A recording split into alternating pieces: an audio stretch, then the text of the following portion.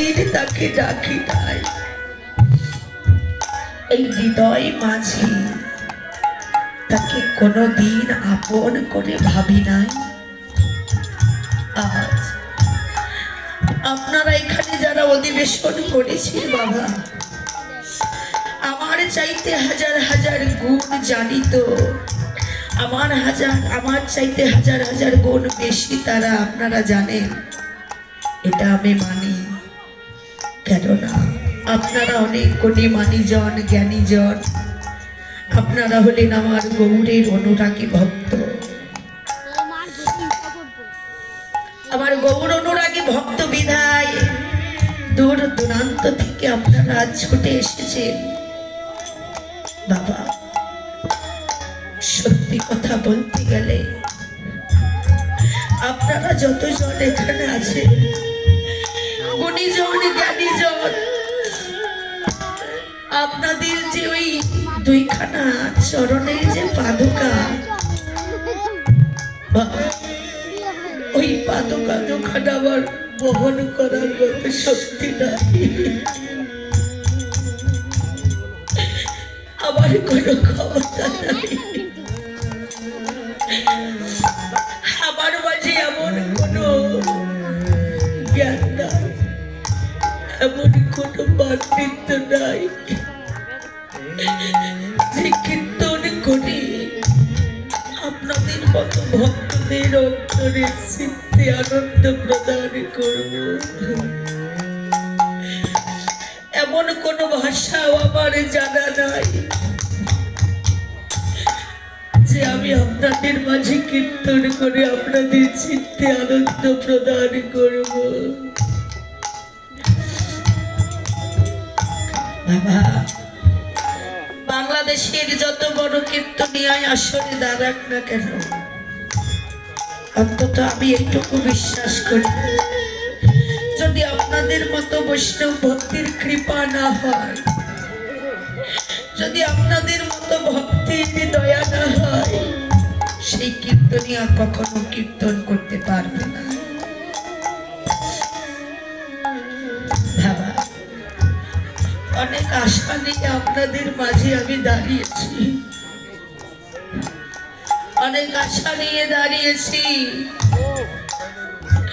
দেখবেন আশা বঞ্চিত করবেন না, যেন ওই রাঙানাথুর চরণে আমায় উঠাই দেবে,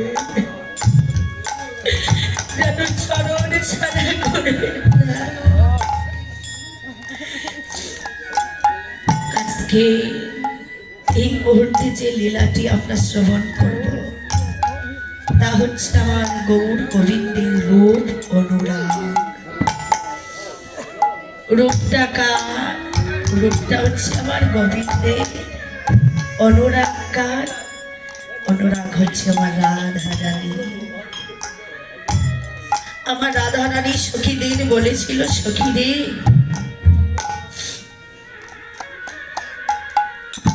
আমি বধূর রূপের কথা কি বলবো, ওই বিধাতা তো আমায় একটি বদন দিয়েছে, এক বদনে বধূর রূপের কথা বলে যে শেষ করা যাবে না। যদি ওই বিধাতা আমায় হাজার বদন দিত, হয়তো আমি বধূর রূপের কথা কিঞ্চিত পরিমাণ তোদের কাছে বলতে পারতাম, কিন্তু সখীরে ওই বিধাতা তো আমায় একটি বদন দিয়েছে, এক বদনে আর কতটুকু বলবো বল। বাবা যেখানে রাইধনী বিনোদিনী আমার হার মেনে গেছে, আর সেখানে তো আমি অভাগিনী অধম কাঙালি, যেখানে যে রূপে কোনোদিন আমি এই নয়নে দর্শন করি নাই বাবা, সেখানে রূপের কথা আমি কিভাবে আপনাদের মাঝে বর্ণনা করব বলেন তো। এই জগৎ মাঝে কাউকে যদি বলা হয় যে তুমি কোনো একটি মানুষের রূপকে ভালোভাবে দর্শন করবে, দর্শন করে তারপরে তুমি তার রূপের বর্ণনা দিবে, বাবা তাহাও কিন্তু সম্ভব হয়ে ওঠে না। আর এখানে তো আমার গৌর গোবিন্দের রূপ, যে রূপকে কখনো কোনো দিন কোনোদিন দেখি না, এই নয়ন কোনোদিন দর্শন করি না। আজ সে রূপের কথা কেমনে বলবো? এই যে একেরই দেখা আরেকের বলা বাবা, রূপটা দেখবে কে? নয়ন, তাই না? আর বলবে বদন। নয়নের দেখবার শক্তি আছে বাবা, কিন্তু বলার শক্তি নাই। আর এই বদনের বলার শক্তি আছে, কিন্তু দেখবার শক্তি নাই। তাহলে একের দেখা আরেকের বলা কখনো কি এক হয় গো? হয় না। আজ যিনি কলিযুগ দাতা, নদিয়া ইন্দুয়া কুমুদ বদুয়া, রসের নাতুয়া গোরা, ভক্তি হৃদয়ে রমণকারী, শ্রীমান গৌরী হরি আমার, অতীত পাবন গৌরামা।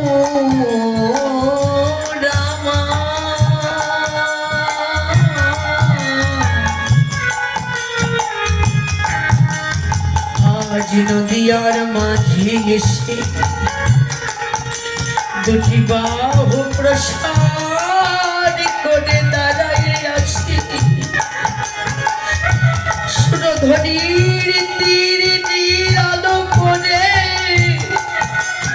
দুটি বাহু প্রসাদ করে দাঁড়াইয়ে আছে। এই গণদেশে আছে বন ফুলের মালা,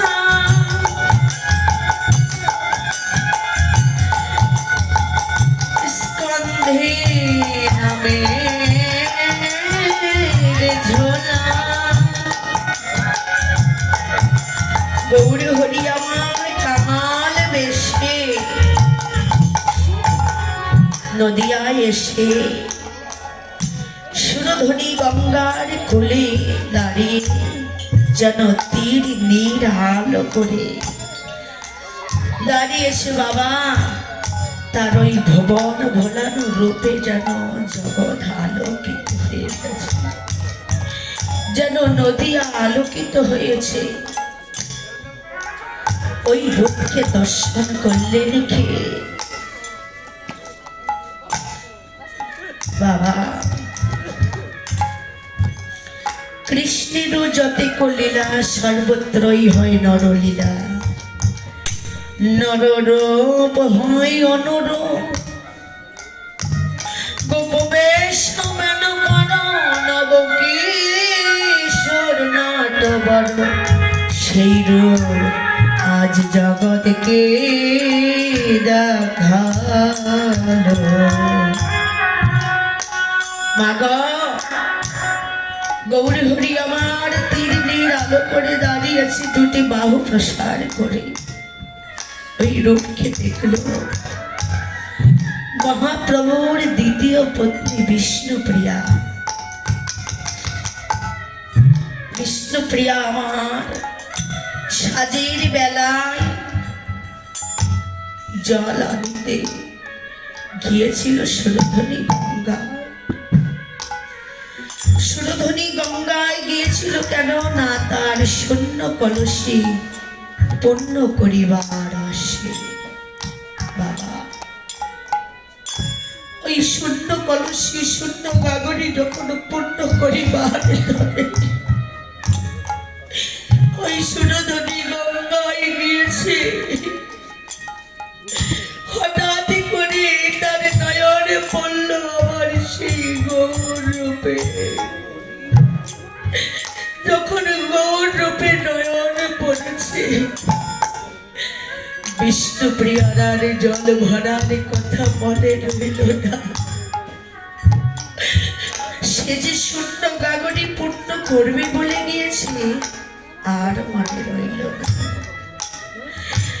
না। তার মনের অজান্তে তার হাত হতে গাগরি ছুটে চলে গেল ভাসতে ভাসতে মধ্য গঙ্গা। বাবা বিষ্ণুপ্রিয়া আমার ওই রবিকে দর্শন করে দুটি নয়নে গাগরির জল ফেলিতে ফেলিতে আপন ঘরে ফিরে এসে আপন সখী কাঞ্চনার গলা জড়াই ধরে বলেছে, সখী রে আমি তো ছিলাম ভালো, বল বল কেন ওই গঙ্গার তীরে আমি গিয়েছিলাম? আমার তো এই কথা জানা ছিল না রে, যে ওই সুরধনির বাঙ্গাকাশের তলদেশে যে এমন রূপের মানুষের আবির্ভাব হয়েছে। আমার তো সে কথা আগে জানা ছিল না। সখী যখন ওই গৌর রূপে আমার নয়নে পড়িল,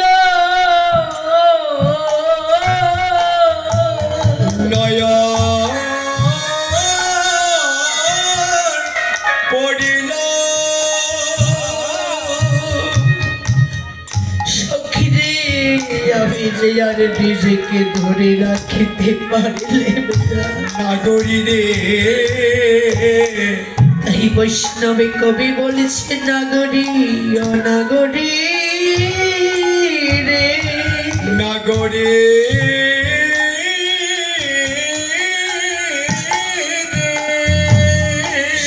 তুমি কেন এই জগৎ মাঝি যে আমার গৌরীকে ভালোবেসেছে, আরে যে ভালোবাসার নয়নে দিয়ে আমার গৌরীকে একবার দর্শন করে,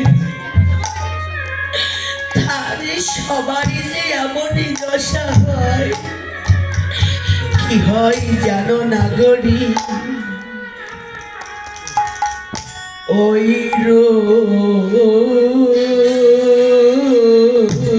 হারি একবারে যদি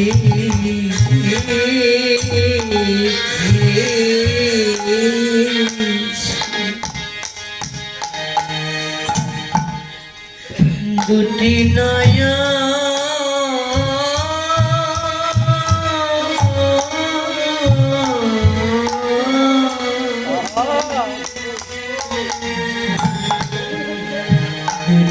নয়ন কোনে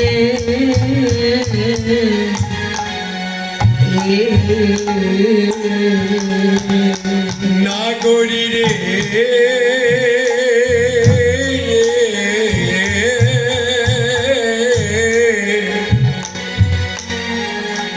ওই ডুবেছে দেখেছে দুটি নয়ন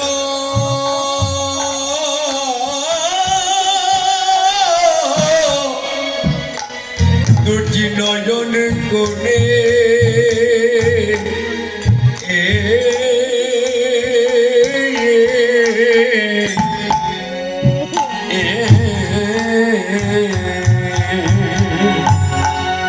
নাগরী রে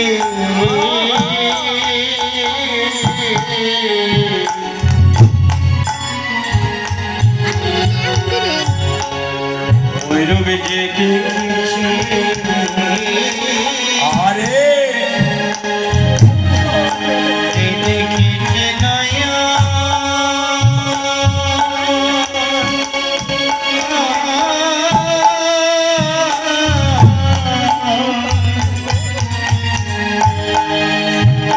নয়ন কোণে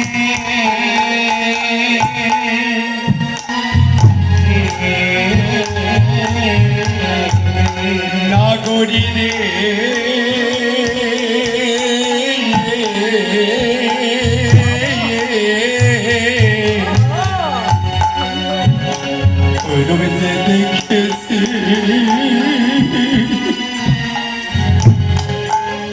ওরে দুটি নয়ন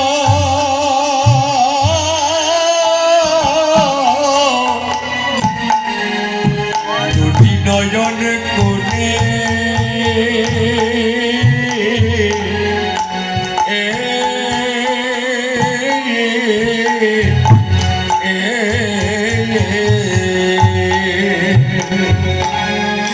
নগরী রে আরে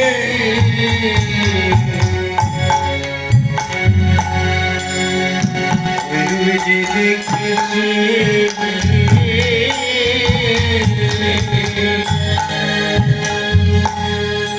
ওরে দুটি নয়ন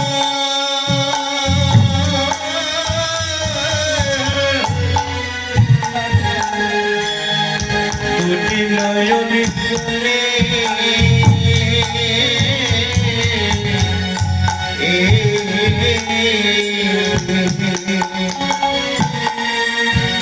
ওরে সে ভুলিবে না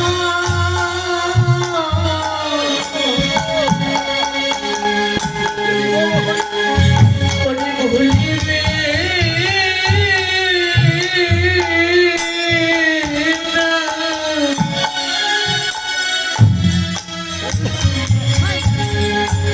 ও তারে জীবনে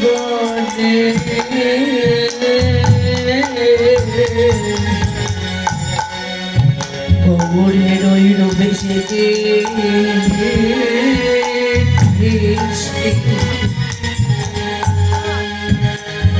ওরে দুটি নয়ন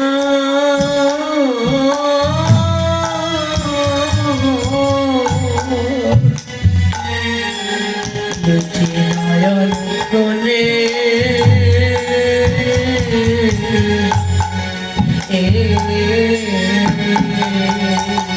ওরে ভুলিবে না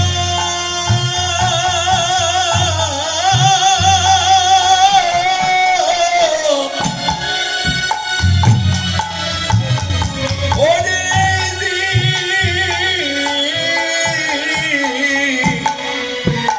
এই জীবনে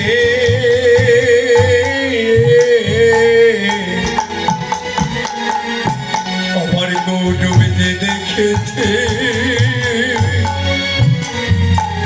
ওরে দুটি নয়ন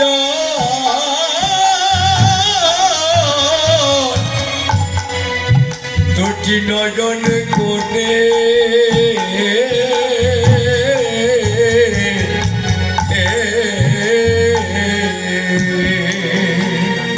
ও সে বলিবে না হরি বল হরি বল হরি বল হরি বল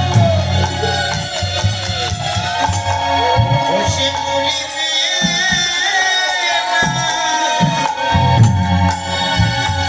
এলি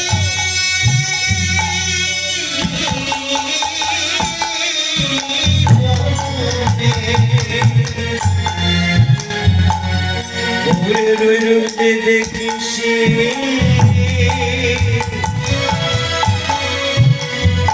দুটি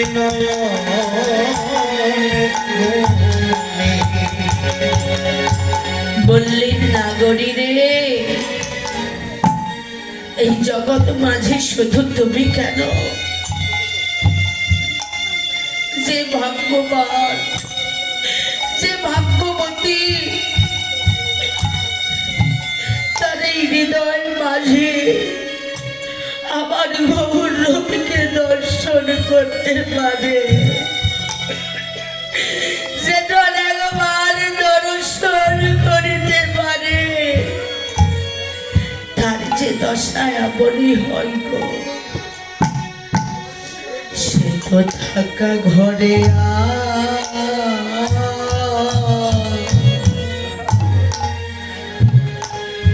থাকিতে পারে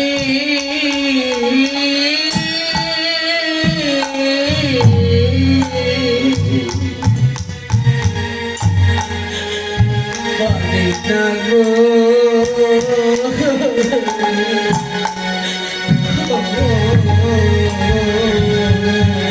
ও তা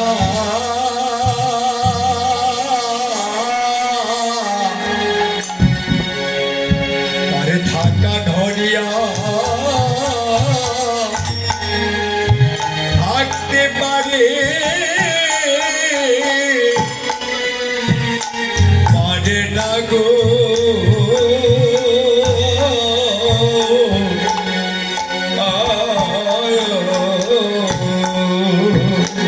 সে যে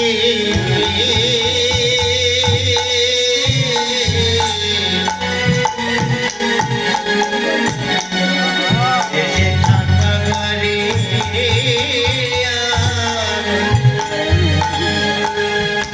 থাকতে পারি আরে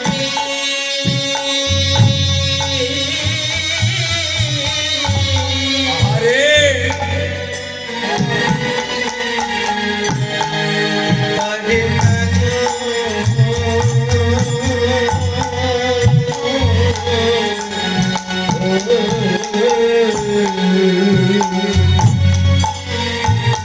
ওরে না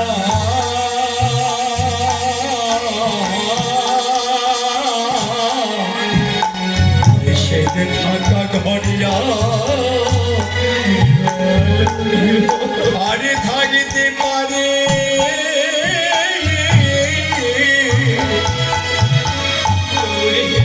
আরে পারি না গো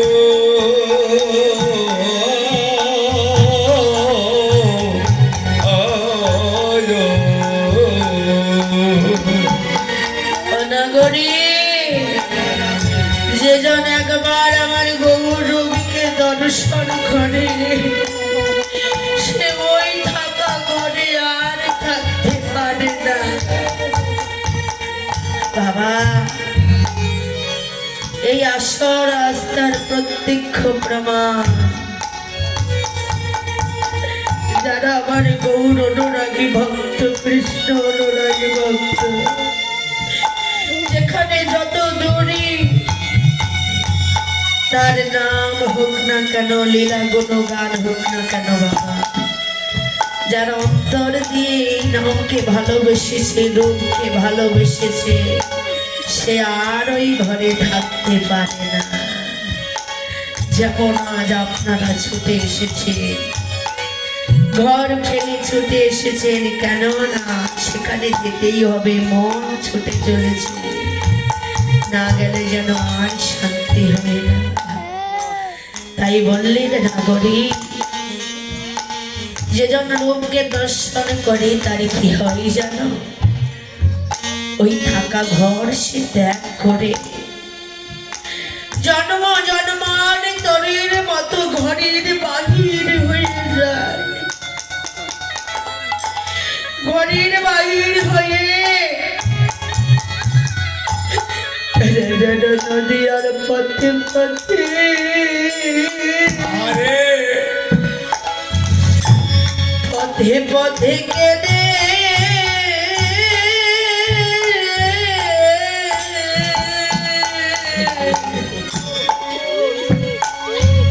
কেঁদে বেড়া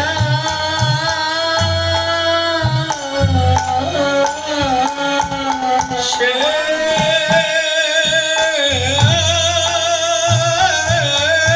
তো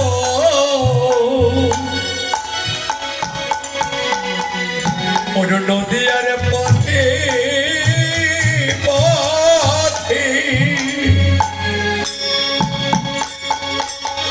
ওরে ঘুরে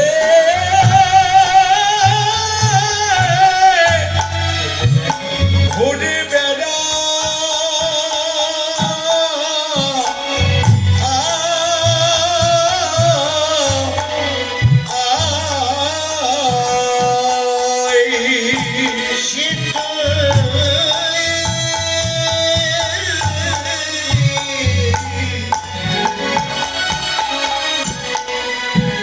নদিয়ার পথে পথে পথে পথে ঘুরে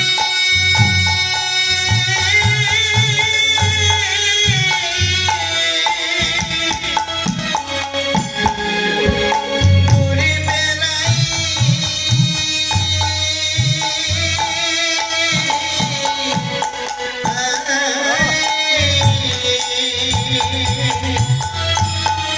ও তার প্রাণ কাঁদে সদা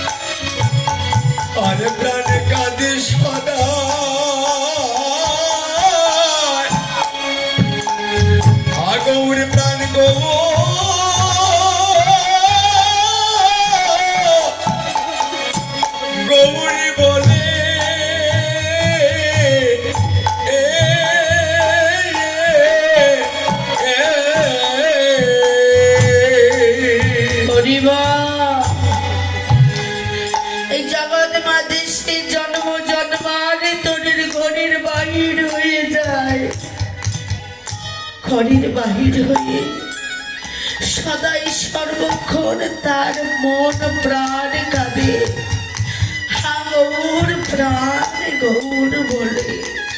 শুধু তাই নয়, সে যেন কেঁদে কেঁদে বলে, গৌরী হে, তুমি এই জগতের সমস্ত সুখ শান্তি আমার কাছ থেকে কেড়ে দাও গৌর। সমস্ত সুখ শান্তি তুমি কেড়ে নাও। এই জগতে যত দুঃখ আছে, যত জ্বালা আছে, যত যন্ত্রণা আছে, সব কিছু তুমি আমায় দাও। তুমি এত দুঃখ, এত জ্বালা, এত যন্ত্রণা আমায় দাও, যেন দণ্ডে দণ্ডে ফলে ফলে তোমায় যেন আমি মনে করিতে পারি। গৌরী হে, তুমি ছাড়াই আমার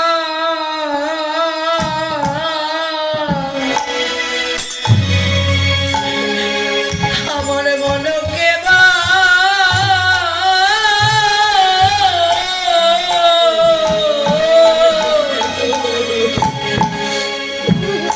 আর কে মায়া আছে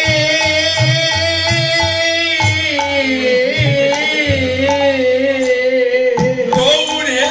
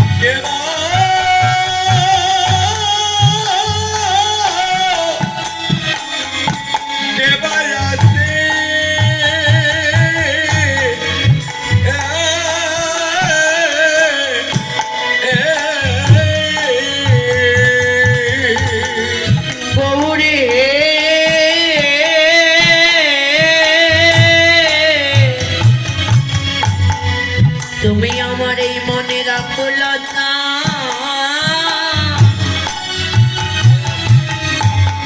তুমি বাড়াইয়ে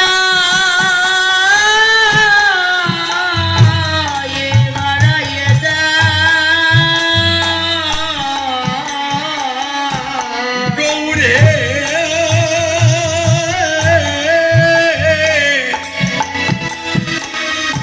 আমার মনের আকুলতা তুমি বাধা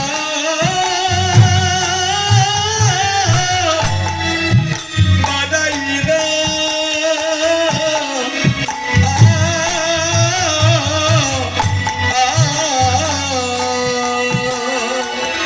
ওগো আমি জানো তোমায় ব্যাকুল হয়ে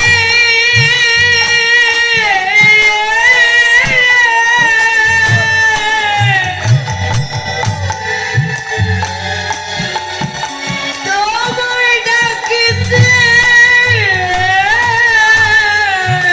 পারি।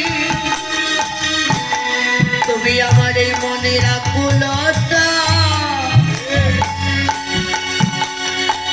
তুমি বাড়াইয়ে দাও।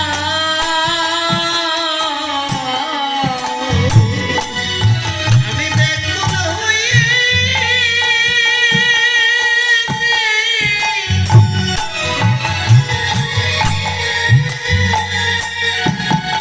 আমি ব্যাকুল হয়ে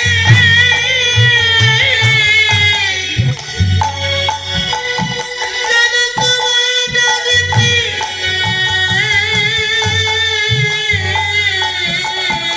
পারি। আরে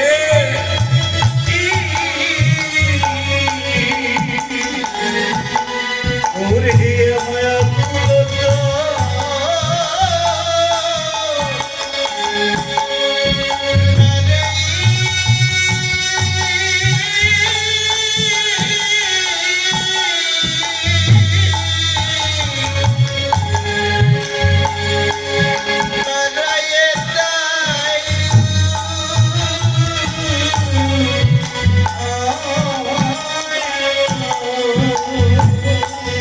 ওগো আমি জানো তোমায় ব্যাকুল হয়ে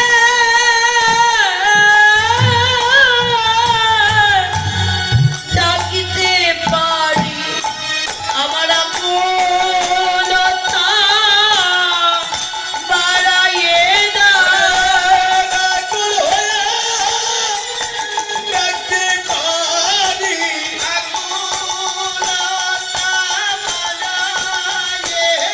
আমি ব্যাকুল হয়ে ডাকতে পারি হরি হরি বল হরি বল হরি বল। ডাকতে পারি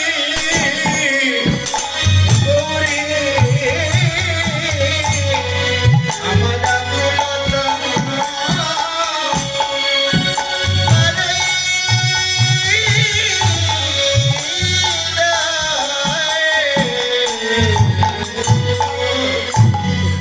এই জগৎ মাঝে ওই রূপকে যে দর্শন করে বাবা তার ভিতরে আত্মভিমান থাকে না, অহংকার থাকে না। সে যেন সর্বদাই এই ভক্তির বাজারে এসে যেন নিজেকে ভক্তির কাছে সঁপে দেয়। শুধু তাই নয় বাবা, কত রাজা, কত জমিদার, কত মন্ত্রী, কত রাজা ওই রূপকে দর্শন করে তার রাজত্ব ত্যাগ করে জনমের মতো ঘরের বাহির হয়ে গেল। কত জমিদার তার জমিদারিত্ব ত্যাগ করে জনমের মতো ঘরের বাহির হয়ে গেল। কত মন্ত্রী ওই রূপকে দর্শন করে মন্ত্রিত্বকে ত্যাগ করে জনমের মতো ঘরের বাহির হয়ে গেল। বাবা, ওই রূপে যেজন একবার নয়নে দিয়েছে তারই যেন এই জাগতিক জগতের বিষয়বস্তু আর তার ভালো লাগে না। সে যেন সদাই সর্বক্ষণ খুঁজে বেড়ায় কোথায় গেলে আমি গৌর ভক্তির সঙ্গ পাব, কোথায় গেলে ভক্তির সঙ্গে আলিঙ্গন করে এই তাপিত পরাণ জোড়াইব। বাবা, এমনই একজন গোস্বামী ছিলেন, সর্বগোস্বামীর মাঝে সনাতন গোস্বামী। দেখো, যিনি আমার গৌর রূপকে দর্শন করে ওই সনাতন গোস্বামী মন্ত্রিত্বকে ত্যাগ করে ঘরের বাহির হয়ে গেছিলেন। বাবা, ওই যে সনাতন গোস্বামী, তার পূর্বে পরিচয় ছিল সাকর মল্লিক। রাজা হোসেন শাহের আমলে, তিনি রাজা হোসেন শাহের আমলে কি করতেন? মন্ত্রিত্ব পদে চাকরি করতেন সাকর মল্লিক। ওই মন্ত্রিত্ব পদে যখন চাকরি করতেন বাবা, একদিন রাজা হোসেন শাহ তাকে আদেশ করলি যে সাকর, শুনেছি আমার রাজ্যে নাকি একজন এসেছে, গৌর হরি নামে কেউ একজন এসেছে, আমার গৌর হরি নামে কেউ একজন এসেছে। আচ্ছা সাকর, তুমি তার খবর নিয়ে এসো, সে কি সত্যি আমার রাজ্যের ভালো করতে এসেছে নাকি খারাপ করতে এসেছে? সে কি আমার রাজ্যের মঙ্গল চায় নাকি অমঙ্গল চায়? তুমি একবার খবর নিয়ে এসো। মা, যদি মালিকের চাকরি করা হয়, মালিক যখন যা আদেশ করবে তখনই তা মেনে চলতে হবে। ঝড় বাদল শুরু হয়ে গেছে। সেই ঝড় বাদলের মাঝে সাকর মল্লিক কি করলেন? ঘোড়ার পিঠে চড়ে চলে গেলেন নদিয়া নবদ্বীপে গৌর হরির খোঁজে। সারা নদিয়া নবদ্বীপ ঘুরলেন, কিন্তু আমার গৌর হরিকে পেলেন না। এবার যখন রাজ্যের দিকে রওনা হয়েছে, হঠাৎ চোখ পড়ল শ্রীবাসের আঙিনার দ্বারে। দেখলেন শ্রীবাসের আঙিনার দ্বারটা বন্ধ করা আছে। মন্ত্রী তো গুপ্তচর, ভাবছে এখানে কোনো হয়তো গুপ্ত রহস্য লুকিয়ে আছে। তাই এবার সাকর মল্লিক কি করলে? ওই ঘরের দরজায় গিয়ে কান পেতে রইলেন। কান পেতে রইলেন যখন, বা ওই ঘরের মাঝে ছিল আমার গৌর হরি, আমার অন্তরঙ্গ বহিরঙ্গ ভক্ত নেই, হরির নামে মত্ত ছিলেন, হরির নামই করেছে। এমন সময় কর্ণ পেতে ওই মধুর হরি নাম শুনতে পেল সাকর মল্লিক। গৌর হরি আমারে কেমন ভাবে নামে করেছে। হরে কৃষ্ণ হরে কৃষ্ণ কৃষ্ণ কৃষ্ণ হরে হরে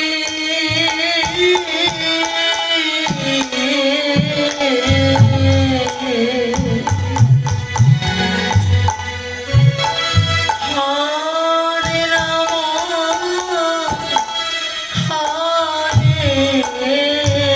রাম হরে রাম রাম রাম হরে হরে হরে কৃষ্ণ হরে কৃষ্ণ কৃষ্ণ কৃষ্ণ হরে